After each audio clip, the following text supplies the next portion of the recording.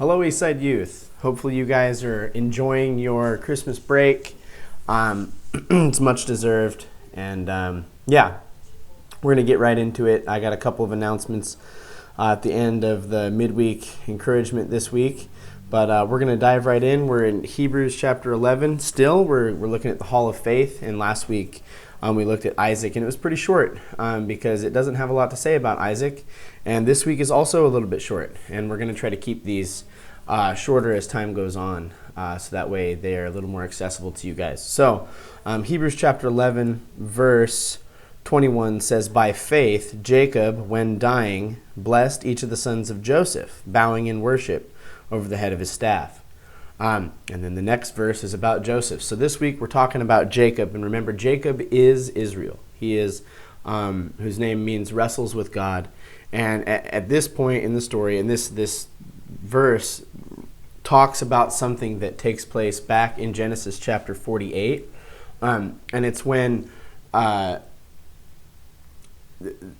Jacob and all of the other brothers of Joseph, so Jacob is Joseph's dad, and all of Joseph's brothers have come to Egypt to get food because there was a famine in the land.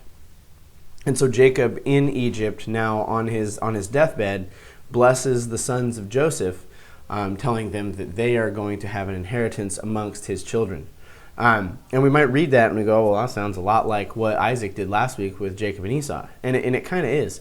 But here's the biggest part, most interesting thing about this, is last week we talked about how Isaac had faith to acknowledge that it wasn't in his generation to be the one to pass on the blessing, or that they would not be realized in his generation, but he passes it to his kids. And we see that same thing coming to take place here with Jacob passing the blessing on to Ephraim and Manasseh, Joseph's kids. However, the interesting thing is when Isaac did it, he was dwelling in or near the land of promise. And now Jacob has had to leave the land of promise because of famine. And if you're told, hey, you're going to have a land, and I'm going to give you this promised land, and I'm going to bless you, and there's a famine there, that's not good. And so Jacob, now in Egypt, having left the land because of famine, is in Egypt, and he is coming to terms with, well, okay, so is the jig up? Like, was that it?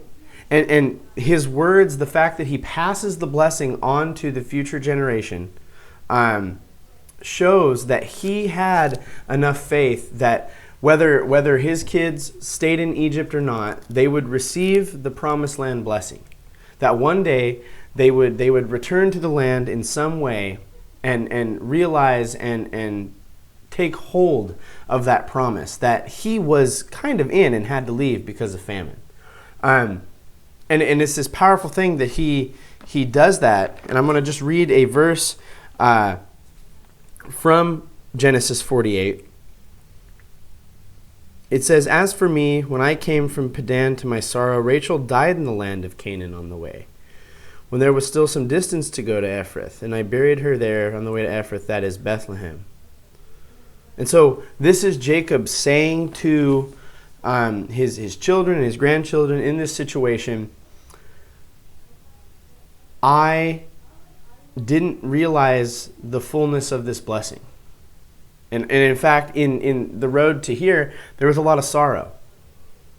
But he still acknowledges that one day, they're going to receive that promise of God. And so that was faith for him to bless the 2 generations removed, his grandkids, and say, no, you're going to have a part and share a part in this blessing as well.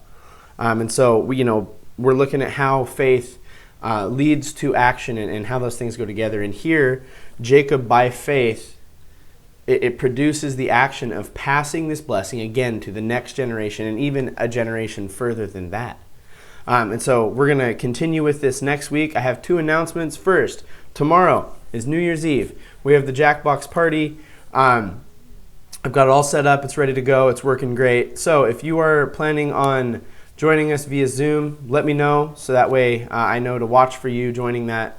but we'd also love to have you here in person joining us as well. The second thing is we have regular youth group this Sunday, the 3rd, and we're going to be starting our new lesson series on the miracles of Jesus in the book of John. So I'm excited to get going with that with you guys. Looking forward to seeing you tomorrow night, and if not tomorrow night, Sunday. And we've got lots of stuff going on, and we'll get info out to you guys. One last thing.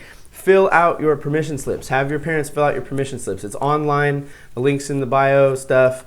Go do that. It doesn't take too long, but we need those because we have an event like halfway through January that you will have to have a permission slip turned in to attend. So I'm looking forward to seeing you guys soon. Hope you guys had a very Merry Christmas and a Happy New Year, and we'll see you guys soon. Love you guys.